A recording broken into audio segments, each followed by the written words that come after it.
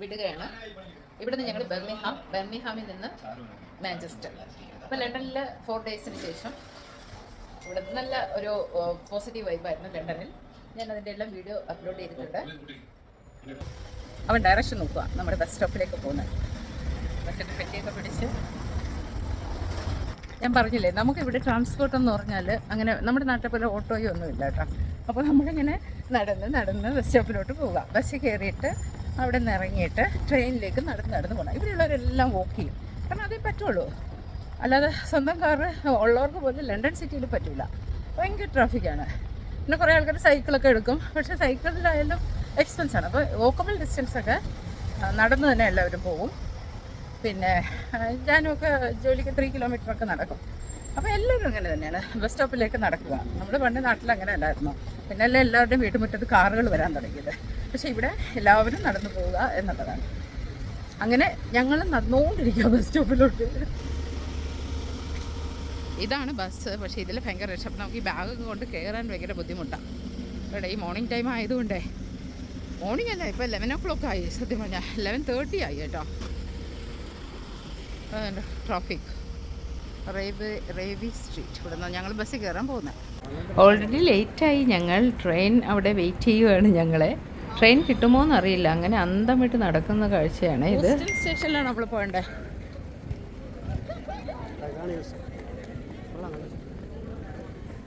It's very big station.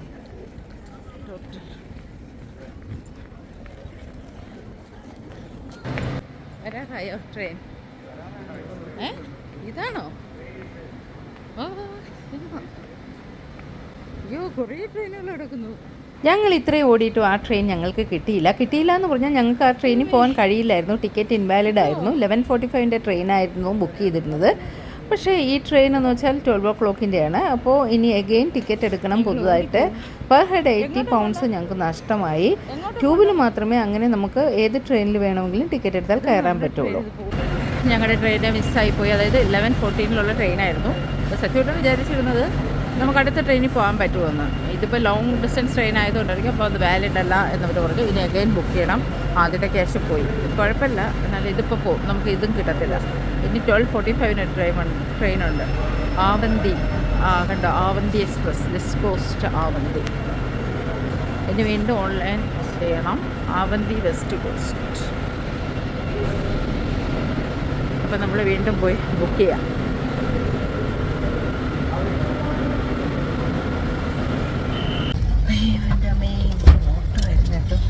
അതായത് ഈ train ലേറ്റായിരുന്നു. പിന്നെ ട്രെയിൻ പ്ലാറ്റ്ഫോം നമ്പർ 2 എന്ന് പറഞ്ഞപ്പോൾ ഒരു കൂട്ടം ആൾക്കാർ. അതിൽ ട്രെയിനിൽ A എന്ന് പറയുന്ന കമ്പാർട്ട്മെൻറ്റ്, അത് ഏറ്റവും ലാസ്റ്റിലിരുന്ന് കിടന്നു. പിന്നെ ഇവിടുത്തെ കാര്യം നമുക്ക് അറിയില്ലല്ലോ, എങ്ങനെയാണ് ട്രെയിൻ പെട്ടെന്ന് വിട്ടുപോകുന്നു. എന്നാലും ഞങ്ങളിവിടെ ഇരുന്നു. ഇതിൻ്റെ സീറ്റിൽ ഇരുന്നു. അൺഫോർച്ചുനേറ്റ്ലി എനിക്ക് സീറ്റിൽ ഇങ്ങനെ കുറേ കവറിങ്സ് ഉള്ളതാണ്. ഇവിടെ ഇച്ചിരി സ്ഥലം പുറത്തോട്ട് കാണാൻ പറ്റും.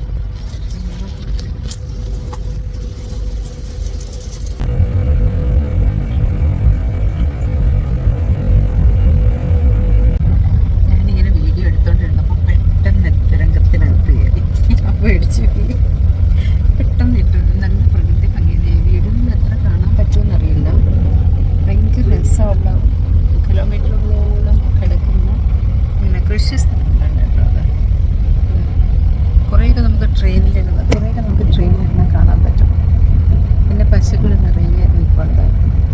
ഇവിടെ വീടുകളൊന്നുമില്ല, കണ്ടോ, വീടുകളൊന്നുമില്ല. അപ്പോൾ അധികം സംസാരിക്കാൻ പറ്റില്ല ഇവിടെ.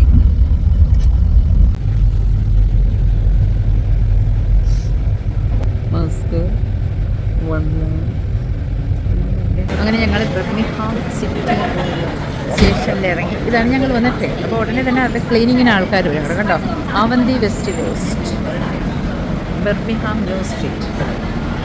ഇനി ഞങ്ങൾക്ക് അടുത്ത ട്രെയിൻ പിടിക്കണം. അടുത്ത ട്രെയിൻ അതിന് വേറെ പോകണമായിരിക്കും. എവിടെ ഫാക്ടറി. ഞങ്ങളങ്ങനെ ആസ്റ്റണിലെത്തി. ആസ്റ്റണിൽ ഒരാളെ കാണാനുണ്ട്. അത് കഴിഞ്ഞിട്ട് വന്ന് അടുത്ത നടന്ന് ട്രെയിൻ പിടിച്ച് നടന്ന് ട്രെയിൻ എടുത്ത് ഞങ്ങൾ പോകും. ബാക്കിൽ വേറൊരു ട്രെയിൻ പോകുന്നുണ്ടോ. എന്തായാലും ഇവിടെ എത്തിയപ്പോൾ ഒരു തണുപ്പ്, അത് ഞാൻ ജാക്കറ്റ് എടുത്തിട്ടു.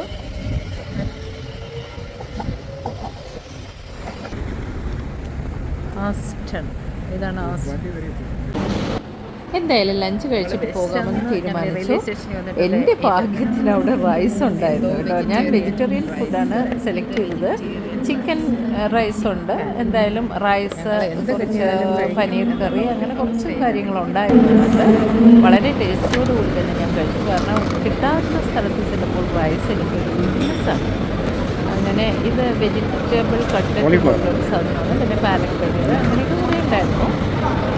Onion, carrot, potato. അവിടെ ഓസ്റ്റിൻ സ്റ്റേഷനിൽ നിന്ന് ലഞ്ച് കഴിച്ചിട്ട് ഞങ്ങൾ മാഞ്ചസ്റ്ററിലേക്ക് ട്രെയിനിൽ വീണ്ടും യാത്ര തിരിച്ചു. അങ്ങനെ ഈ വീഡിയോ നിങ്ങൾക്ക് ഇഷ്ടപ്പെട്ടാൽ ദയവ് ചെയ്ത് സബ്സ്ക്രൈബ് ചെയ്യാൻ മറക്കല്ലേ.